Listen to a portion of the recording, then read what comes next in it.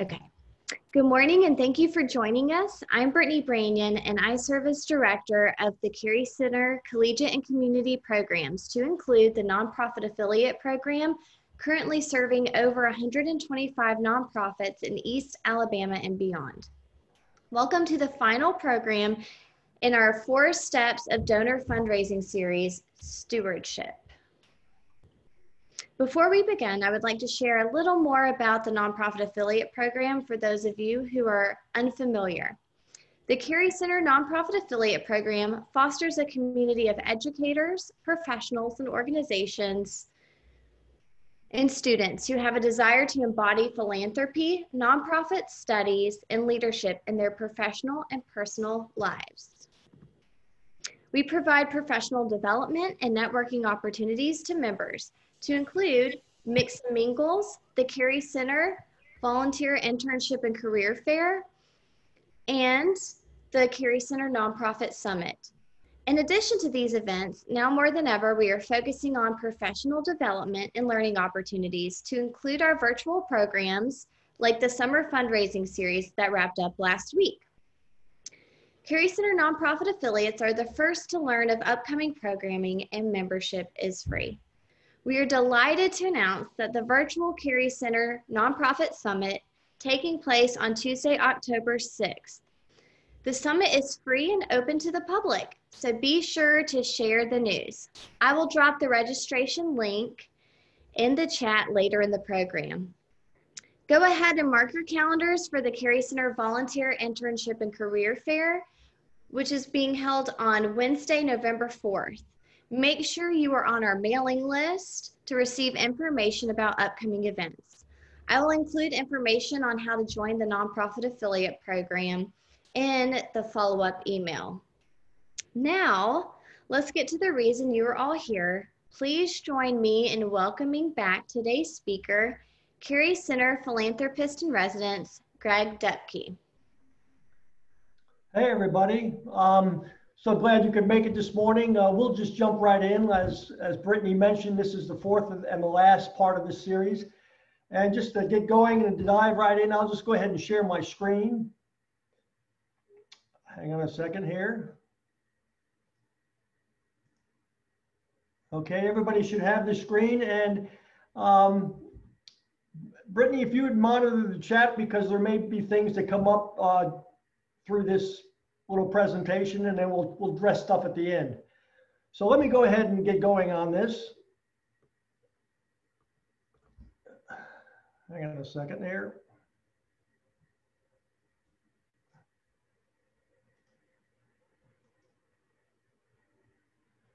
Just gotta take care of a few things here.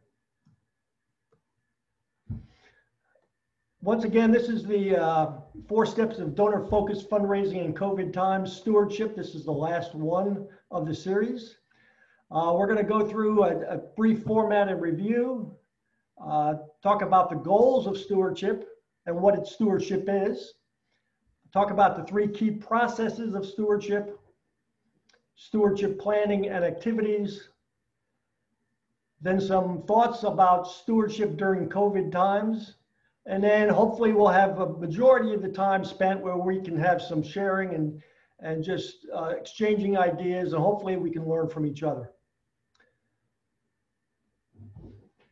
So as a brief format, we're going to go over a brief review and then about 15 minutes of sharing on stewardship. And then I'll have a few thoughts on COVID times and stewardship. And then we'll, like I mentioned, we'll spend some time sharing and learning from each other. As a recap, there were 4 steps of fundraising, and we had these in previous sessions. Number 1 was identification. Number 2 was cultivation.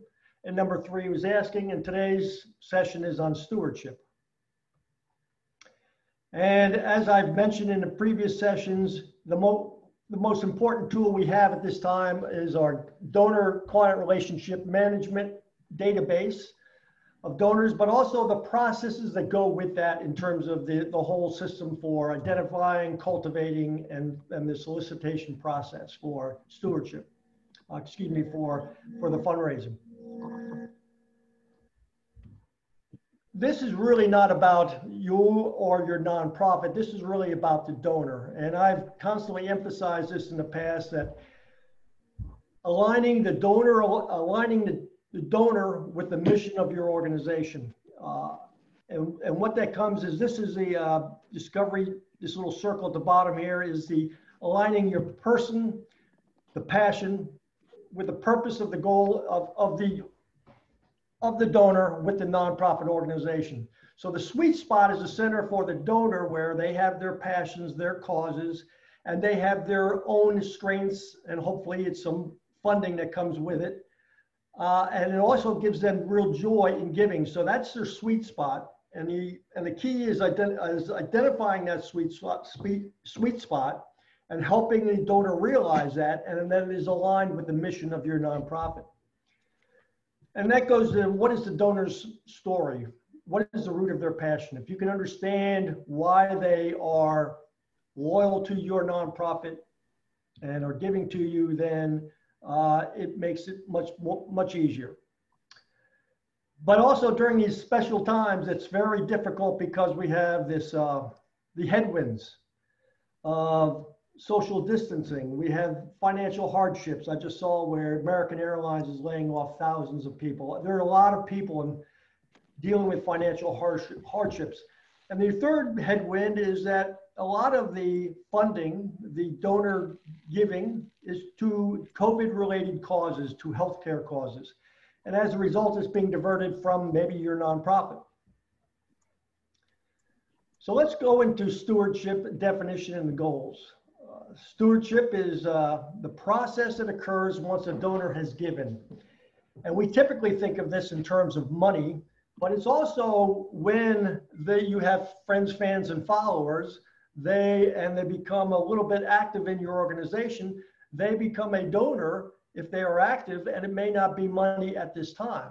So so stewardship also involves those people as well that may be volunteers. And it's all about the relationship. It's all about, and I thought about this, and if you're married, you can understand, relate this. If you're not married, I'm sure you've had relationships, but think marriage. You got to show the love. You got to nurture the relationship and show the love so that your donors are holding hands with you. So during COVID, the stewardship goals for many nonprofits, and you read about it all the time, funding is becoming much more difficult for not only COVID, but also because people have so many other issues going on. So a lot of nonprofits are in survival mode. And the most important thing is, it's always easier to retain donor funding than to get new donors. And that, whether that's business or nonprofits, that's the way it is. It's just a lot easier to retain donor funding. So that during the COVID times, that is, at least to me, the #1 goal. And secondly, it's a steward donor relationships to nurture and strengthen the relationship. It does give you an opportunity to further develop and understand the donors and where they're coming from and their sweet spots, and you can nurture the relationships. So there are 3 key processes of stewardship. And what we're talking about, we'll talk about money because that's the primary emphasis on this for today, is you have these socially distanced donors, and you want that money to go to your nonprofit. So what are the processes of stewardship to meet that goal? First off, there's gift management. And so the process for what is your gift management? And gift management includes acceptance of the gift. Is it easy for the donors to give to you? How do you accept it? Do you accept it? Also, the proverbial thank you that should always go with any kind of gift from a donor. How do you acknowledge and recognize the donor? And depending on the size of the gift, how is that gift directed in accordance with what the donor's intent is? If the donor wants to go to a specific cause within your nonprofit, is it being directed to that? And do you report back to the donor in terms of the impact of their donation? Even if it's a small donation, it's helping us do whatever. And then more specifically, providing donor impact reporting back to the donors. The second part of the process is communication. What is your communication plan? You have to have, like most things in life, you've got to have great communications. If you think marriage again, obviously you have to have communications with your donors, and that takes many forms. And what is that? What is your plan for the communication with the donors? You have to show the love, you have to care. And then also the communication is the frequency of touch. How often do you touch, meaning reach out to your donors to initiate some kind of interaction. So in their mind, you become top of mind nonprofit. Oh, I think I need to give some money to XYZ nonprofit because they reached out to me, or they are top of mind awareness, any kind of marketing kind of thinking along those lines.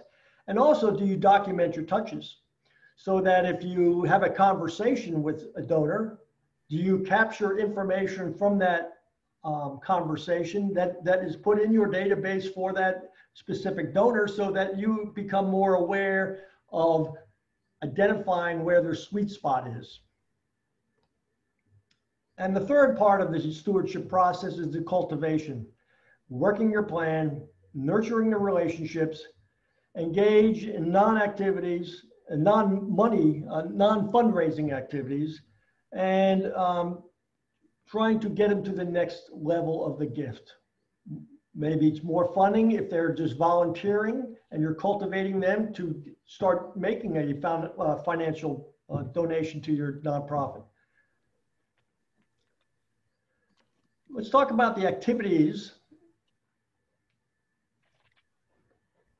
for stewardship planning. Planning, what you're doing is you're planning a process for your gift acceptance, recognition, communications, and cultivations. And a lot of times, you know, you have that in terms of communications, but you know, is this documented? Are you disciplined and following the process for the gift acceptance? And are you reviewing that on a periodic basis to say, hey, I can make it more efficient, I can make it better. How can I make it easier for my donors to give money? If you have a website, is it easy? Is it a 1 or 2 step process for the donors to make an online contribution to your nonprofit?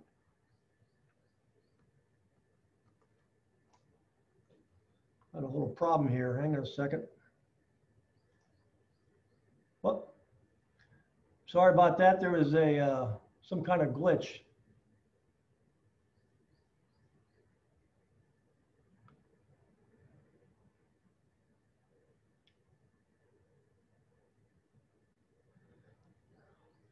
Love the technology, huh?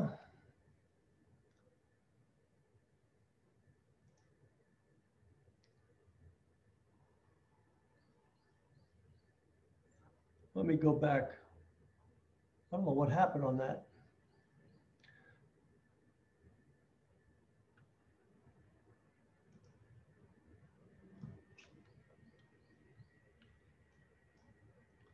Okay, let's see where we are here. Let me move right ahead here. Sorry for this technical glitch, but we all, with the Zooming process, we understand where we are on all this.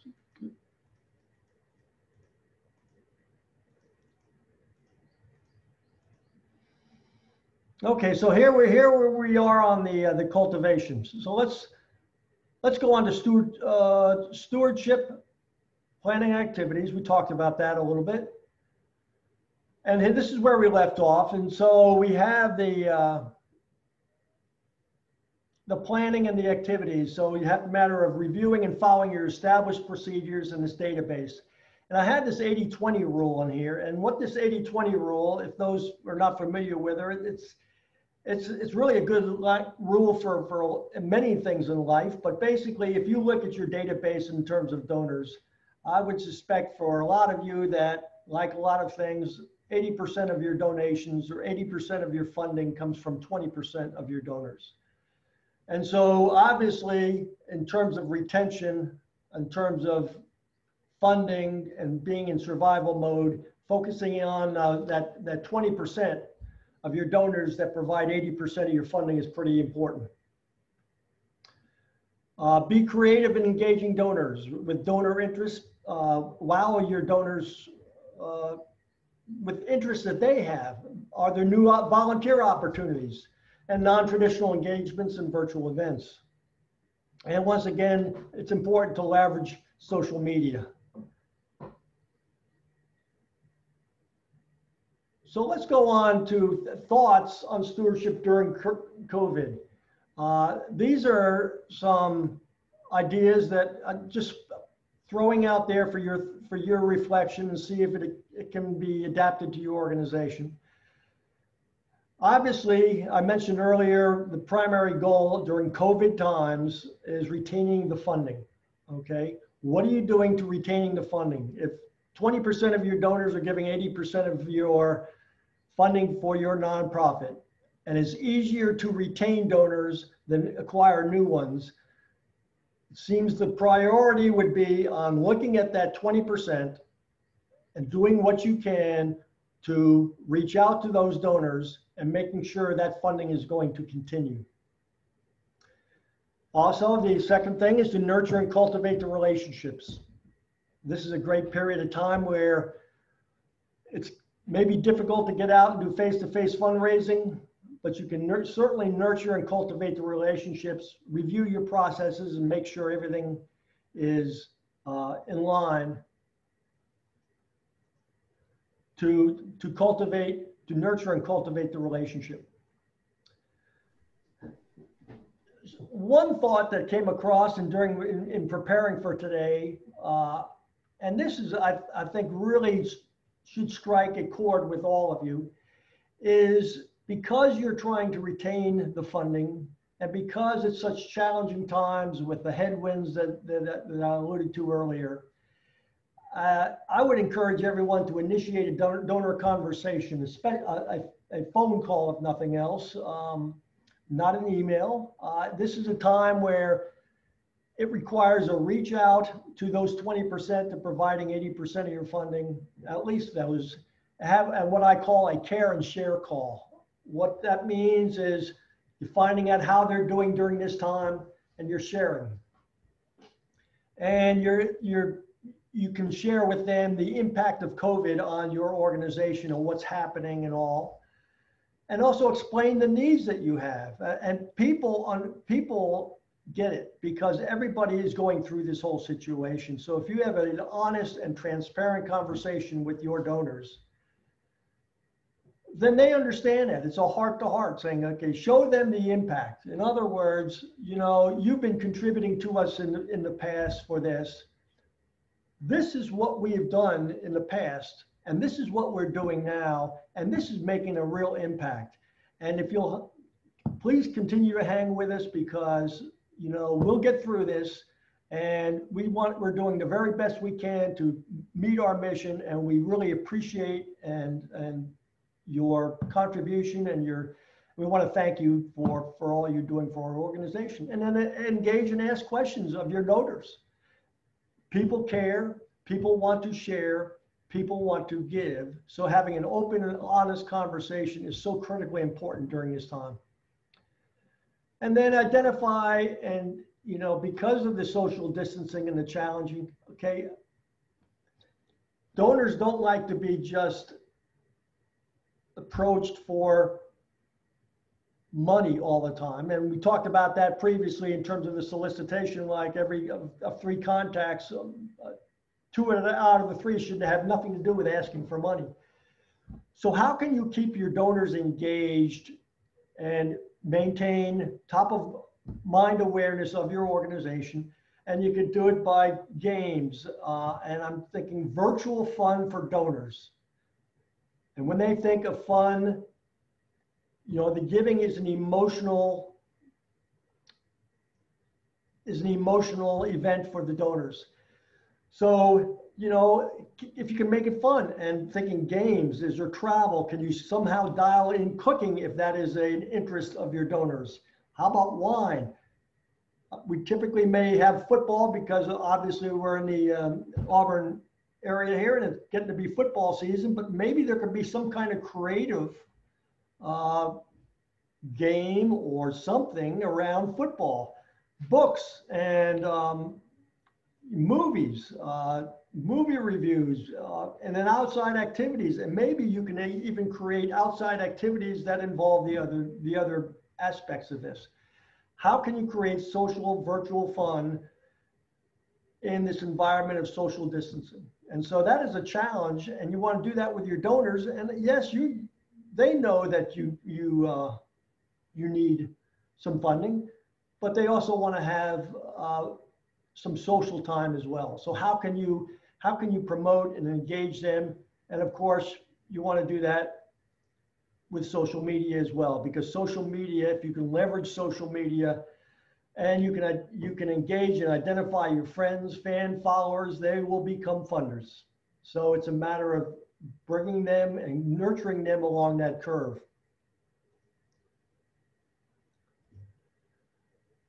So we're at the point of this presentation where we can have some more caring, sharing, and learning from each other. So I have a few things here in terms of to talk about, to ask you all. But anyway, once again, we have the donor database, and you have your processes as your main tool for managing this whole process. We talked about the identification, the cultivation, the solicitation, and now we're in the stewardship. There should be your database and your established processes that are periodically reviewed to make sure they are still aligned based on the segmenting of your donors. How does that all work? So let me pose several questions that hopefully we can go ahead and y'all would jump in the chat and throw out your ideas. To open the conversation, here's a couple questions. An existing donor sends an unsolicited $1,000 to your nonprofit for unrestricted funding. What is your process? Can you state right now what your process is? How do you categorize various size donation, and how is stewarding different for each of the different sizes of and we're talking financial donations for this? What new creative ideas, stewardship ideas, have you come up with during this COVID time? How do you steward non-financial supporters so they become financial donors? And so with that, let me go ahead and open the stop sharing, and we can certainly have some dialogue if you want to drop something in the chat. And Brittany, if you looked at that, monitoring that. I'll turn it back over. Might you go ahead and pull up the last slide, please, with the questions so that we can take a look at them and sure. keep them up so that folks can refer to them. So sure. The first question was, you receive a donor sends an existing donor sends an unsolicited $1,000 to your nonprofit for unrestricted funding, which we know is the most important right now. What is your process? Does anyone want to share? Oh, good. Laura Ann says, we would send a handwritten thank you note with the tax letter. A board member or I would call to say thank you within the month. That's great. Laura, thank you for submitting that in the chat. This is a question I have of the process in terms of a board member or I would call to say thank you within the month. So do you script out your conversation and have specific goals? And this is just a question. Do you have specific goals that you want to accomplish as part of that conversation, or is this just simply thank you?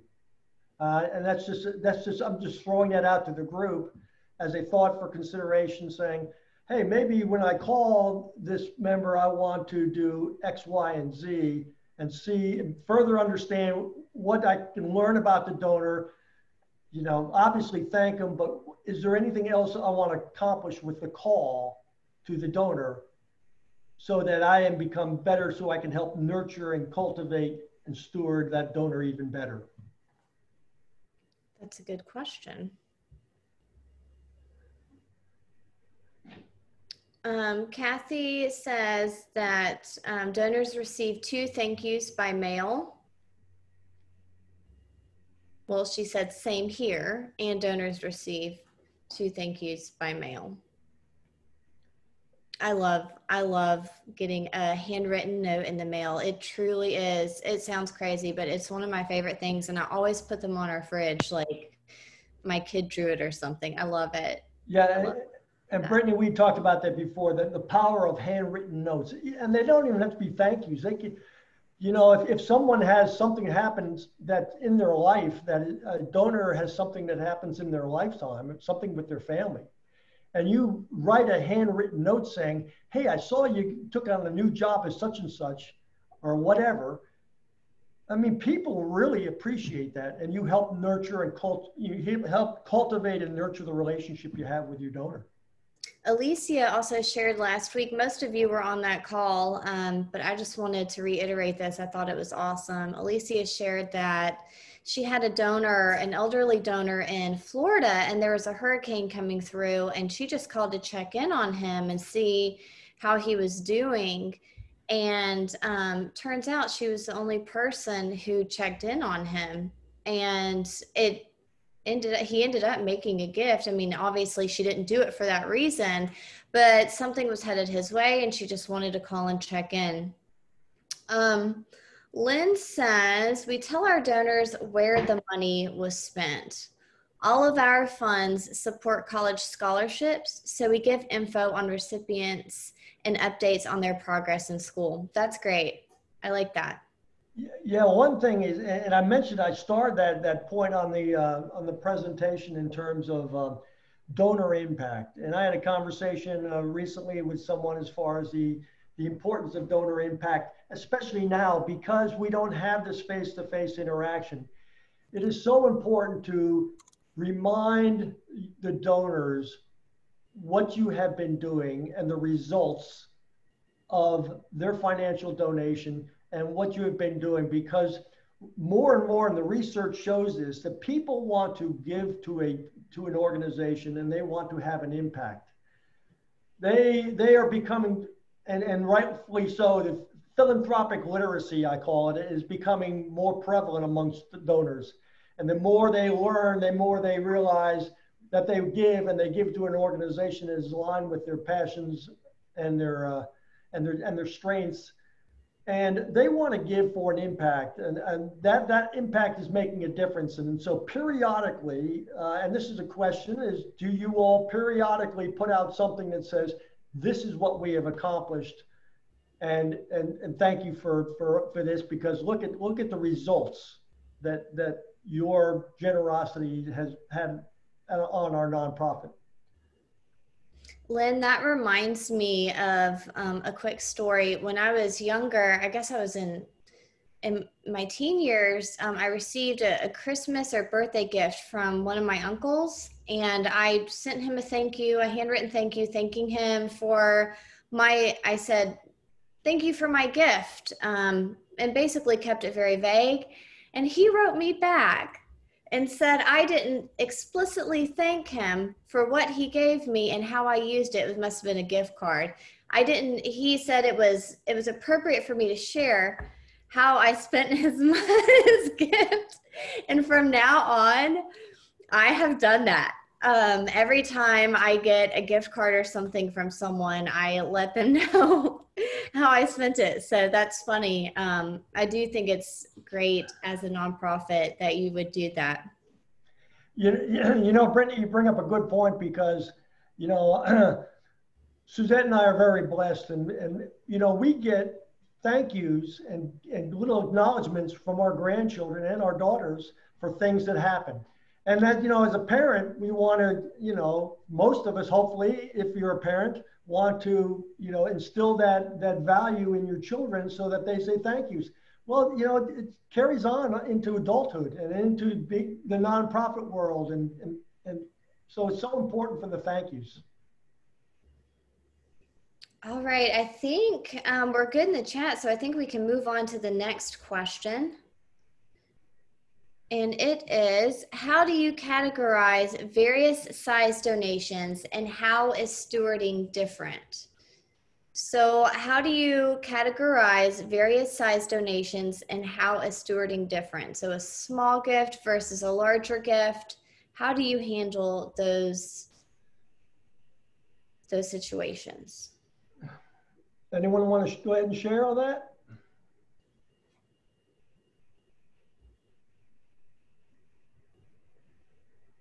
I'll have. Oh, I hear someone. It looks like Lynn is trying to speak. I'm also happy to share.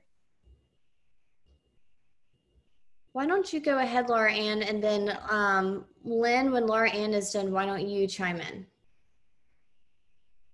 Until I can't hear Lynn, but maybe you all can, so maybe she can get to working on that. Okay, so we categorize donors at the $1,000 level or more. We have a founder society and Loretto Chapel Society, and so they go up from there. At a $250 gift or more, you get the handwritten thank you note with the tax letter. We have a large event in the fall, well, usually pre-COVID in the fall, where we have peer-to-peer fundraisers, and they are getting a numerous amounts of smaller donations. And I don't personally handwrite a thank you note to those people, but the system we use allows us to send a personalized email. So that's what they receive. It just is overwhelming as a staff of one to write all of those thank you notes when it can be in a week, you know, 1,700 $10 donations. So it's more than we can handle, but we do any donation over $250 receives that handwritten note. And throughout, if you gave in February a $10 donation, I would certainly write you a handwritten note, but I just can't handle it in the fall. And that's just capacity. And I wish there were a way to change that. Yeah, I would, you know, well, thank you, Lynn. A question I have for everyone is, you know, I read about all this as far as the nonprofits having a more difficult time raising funding now.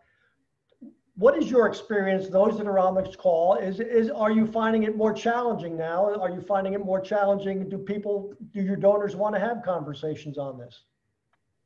If y'all could share, speak up, certainly welcome anybody, just so people can learn from each other here. Lynn shared in the chat regarding the last question. I am new to this, so all gifts are treated equally. Whether someone gives us $1 or 1,000, we are grateful. All receive thank you notes from our board and the same progress notes on our students. And then Kathy, I believe, is referring to your follow-up question. Prior COVID, or no, maybe it is that question. Prior COVID, $250 and up received 2 thank you notes. Now all donations receive 2 thank you notes.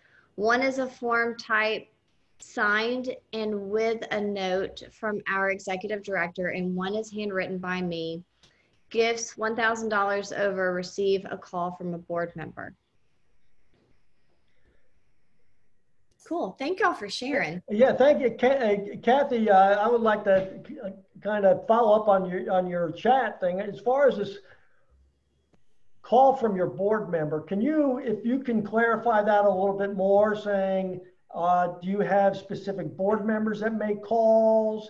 Do you have certain things that you want them to cover on this? Has your board been trained on making calls? I hate to use the word trained, but is there guidance for your board members when they make these calls? Kathy, could you share that with us?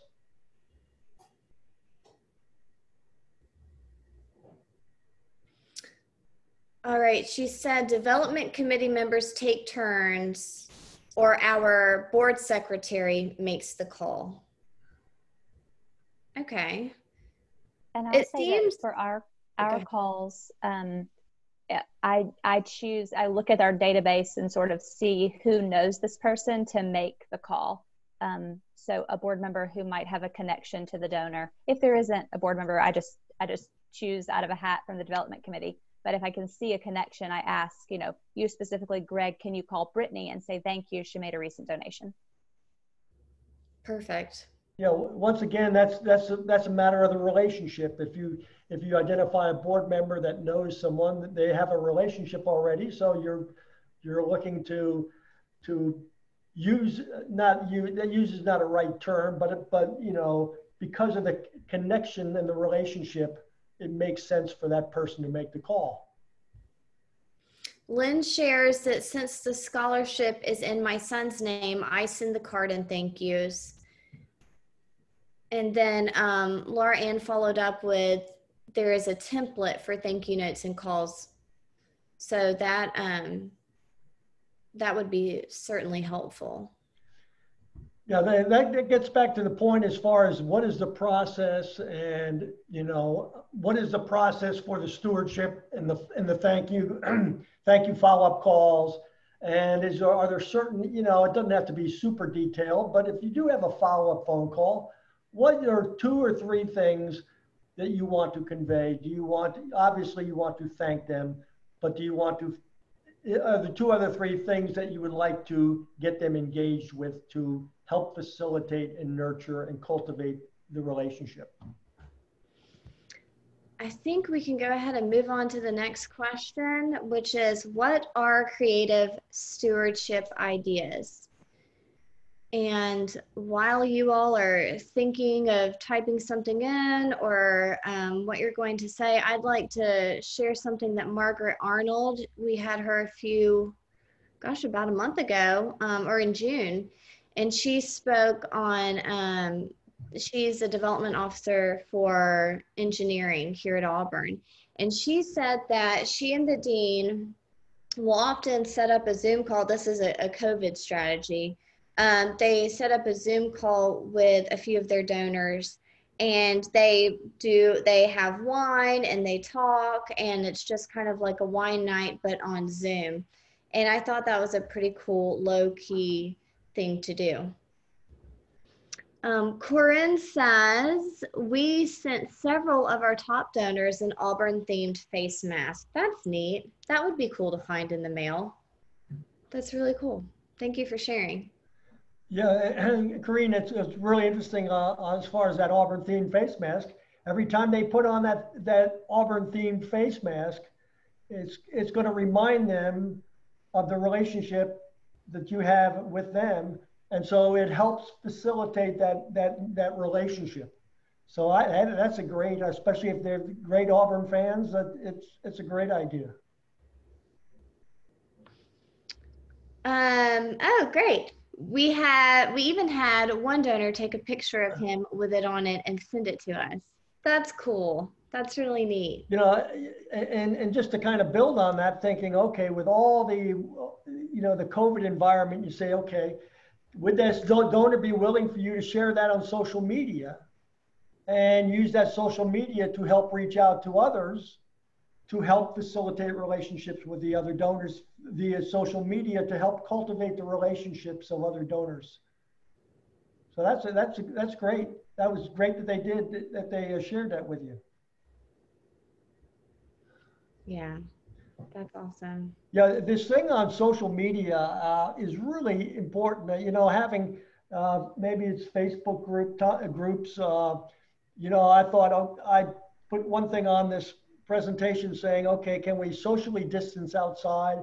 Like, can you gather in one of the Auburn parks under one of the awnings that they have out there, and you socially distance, and then you have a group of your donors get together and you talk about something that's not even associated with your organization, but you are the facilitator, you are the leader, and it is fun for the donors. Is there something that can be done so that it's outside,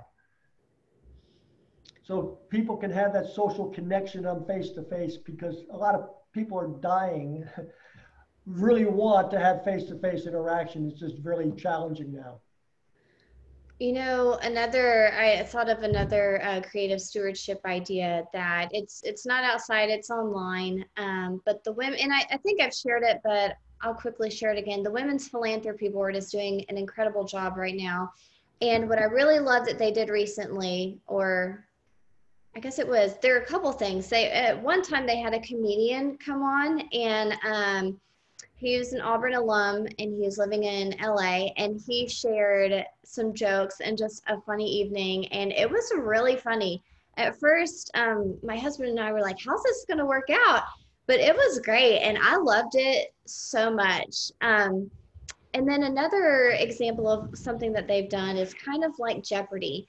They have done a couple of game nights that have been really neat, and there's no pressure or anything like that. It's just get on, have fun, and hang out with other members. So I've enjoyed those experiences. Does anyone else have any creative stewardship ideas that they can share with the group that can help others, become better at stewarding and cultivating existing donors? What about the idea of cooking? I'm not a cook myself, but I said, okay, maybe people enjoy cooking. It could be something out there. Maybe that could be part of a social group. I love that idea. Go ahead, Laura Ann. All right. One thing we're going to do, I work for the Library Foundation in Columbus, Georgia. And so for our virtual event in November, which is having to really change from what it usually is, we are going to steward some of the larger donors by cultivating a personalized book list for them of library resources. So if they give a certain level donation, we'll send them a quick link. It's a very quick, like 7-question survey that they fill out, and then we'll be able to personalize a book list and a hoopla list, all of the resources that the library has that they could use. So you'll say, I really loved Where the Crawdads Sing, and I really didn't like The River. And we'll be able to, our librarians, not me, because that is not my gift, but the librarians will be able to pull together a list. We're going to laminate it and get it to the donors, just sort of as a little something we can do to brighten their day. I love that. That is awesome. That's such a gift, especially tailored to those donors. I mean, they're giving to you because they love the library. So they must love to read. I would love a gift like that. That's very thoughtful. Yeah, Laura Ann, thank you very much. Hey, another idea that I just kind of thought of was, I know Kim is doing a book club, but I thought, Suzette and I watched a movie the other night that was humorous. Why can't you do a movie night or a review of a movie or something along those lines in terms of your donors that may be relevant to what your mission is? If you could find a movie that could be associated with it, and then have a movie review. And I'm just throwing out ideas, just trying to think outside the box. But as far as thinking, how can you engage your donors in more creative ways? All right, Corinne says we created a thank view email that had a thinking of you video that was taken of our team in the Arboretum. That's nice. I love the Arboretum. What a nice spot to do that. That would be nice to receive in your email. Yeah, and that's really good. The more personal this can be and the more tailored it can be for the donor, so if you have somebody that loves, when I was in my business, I had someone who was a green thumb. She's a master gardener. And if you can do things, if you have a donor that's, let's say, a master gardener, and you can have something that's related to them loving being a master gardener and their love of plants and all that, and tied to your organization, man, you've come out with a great winner on that one. All right, I think we can move along to the last question here. How do you steward non-financial supporters so they become donors? Again, how do you steward non-financial supporters so they become donors? Does anyone have any advice on what they do? You know, I guess a good analogy of that, and following up with you, Brittany, is, you know, in the social media on Facebook, they have friends, fans, followers, and you want them to become funders. So what do you do for if you have friends, fans, and followers and they're not funders? How can we bring those people along, cultivating them through the stewardship process, because they are donors, they just happen to be friends, fans, and followers and not financial funders. Any ideas, thoughts?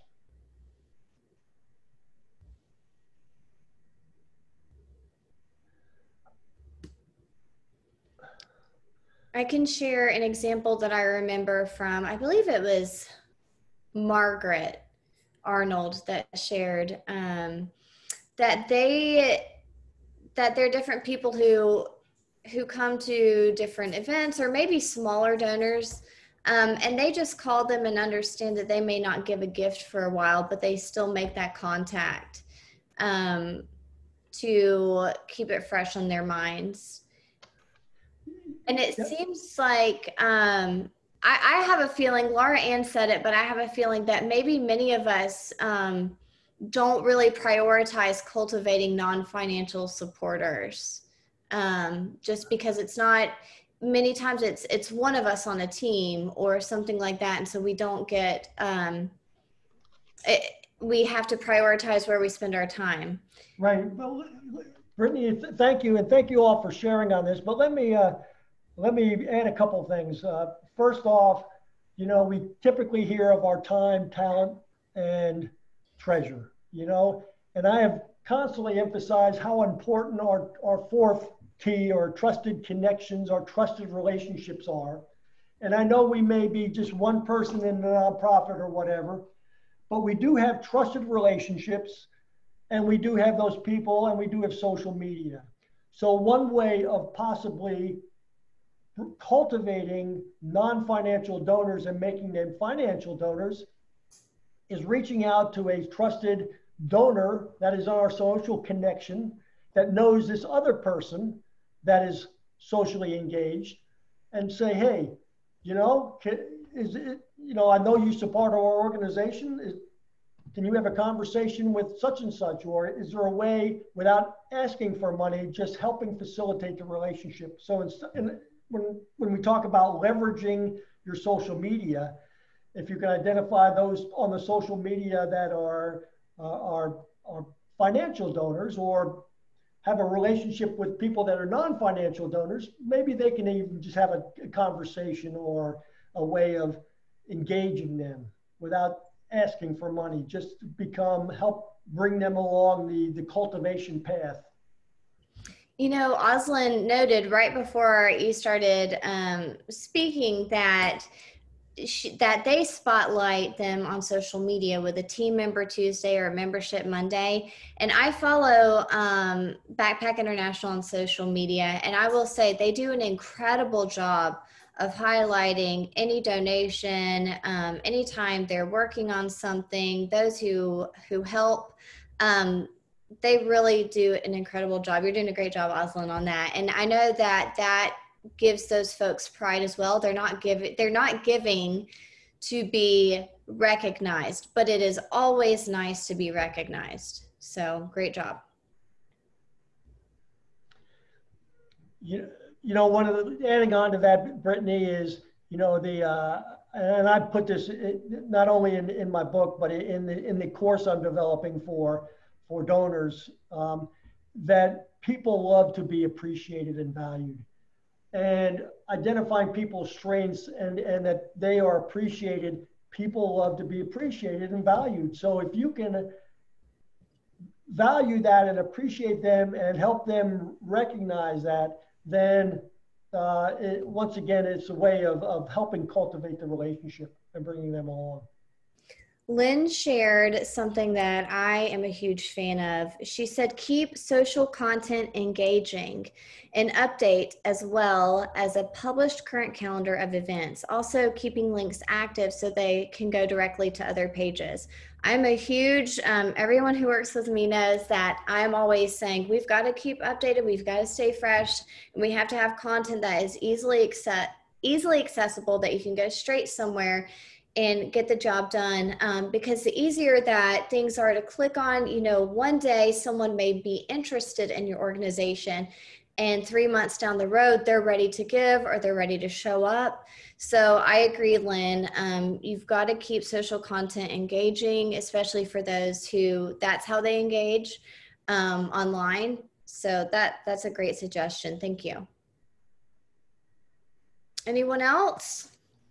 Hey, Brittany. This is Sarah. I'm with the Boy Scouts of America, and the reason I've been joining all of these is because I've only been doing fundraising for about 3 years, and it's not actually my primary responsibility. It's just one of those added-on type of deals. One of our biggest challenges that I have found is that we have so many people involved in various areas of our process that it becomes very difficult to focus and get a really solid plan going. So for example, we have 7 different dinner events, usually in the spring. And that's because each of us covers a vastly different area of our territory. And so we have to tailor our message at each one of those events. So there's about 3 of us that are responsible for those 7 events. And so each of us has our own kind of method to how we, communicate with those individuals.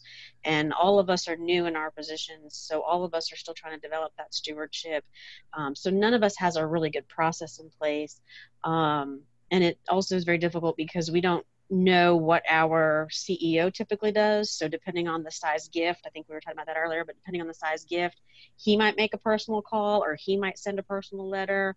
And so I think part of my challenge is that there are so many hands in our process that it's very difficult to kind of adapt and pick up some of these processes and some of these practices that we've been talking about.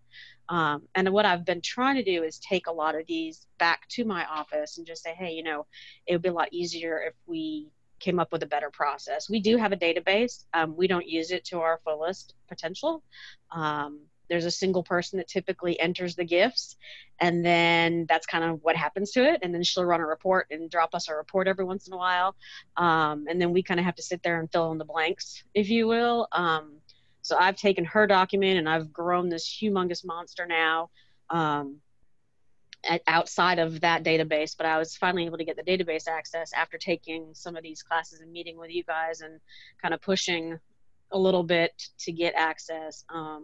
But like I said, it's just very difficult when you have so many hands doing so many pieces and parts to be able to really put any of these into a really good practice. Just a question, and it's not a solve all. Do y'all have a workflow or some kind of like Teams or Pipefy, some kind of workflow that you all use to where you can see what each other's doing? No, it's pretty much the financial person. She puts everything in as the gifts and pledges come in. She'll do everything kind of in her own little silo. So she has her own process and she utilizes the database her way. And then, we'll have kind of like a backdater on how we handle like the dinner events and some of the back office paperwork and things. But as far as actually truly being able to cultivate the donors, work through the stewardship, it's pretty much a, hey, you should be making stewardship phone calls this month. Has anybody done that? And all of us kind of stare at each other. Nobody really has an idea of, what do you say on those calls? And I think that that's part of our challenge is that there's not really a process in place. We, like I said, we have the CRM and each of us kind of has our own marching orders, but as far as anything else goes, it's pretty much just an open do as you can, I guess. And each of us, like I said, handles our territory a little bit differently.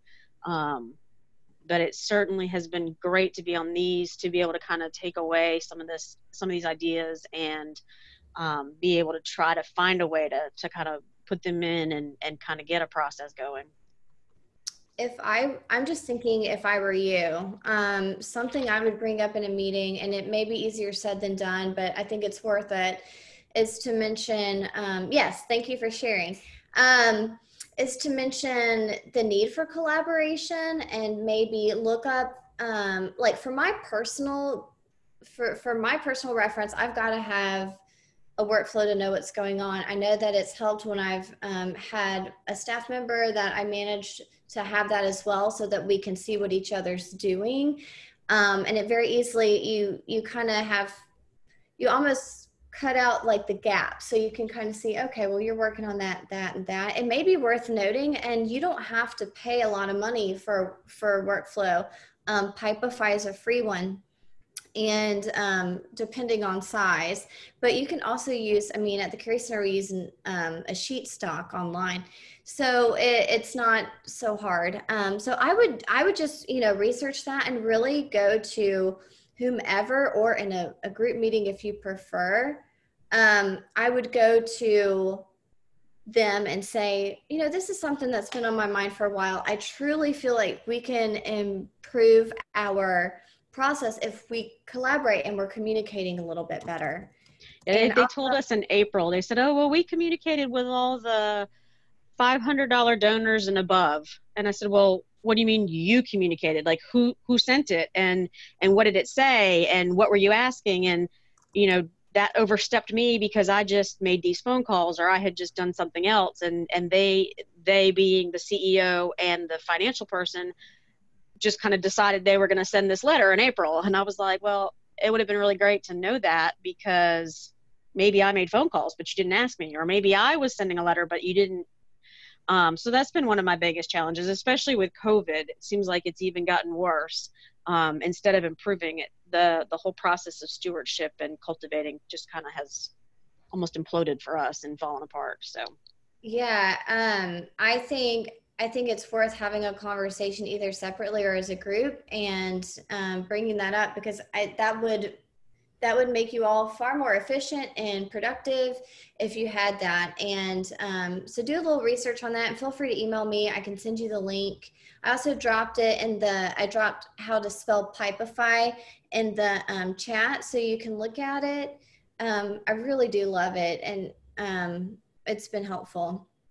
Awesome. And then, yes, and thank you so much for sharing. And before we wrap up, I'll go, Laura Ann asked a question. When asking board members to color write notes, you may wonder if they actually follow through, and it's not necessarily trusting, but it's not their job like it is yours. Does anyone else feel that way? And I do have a suggestion to that.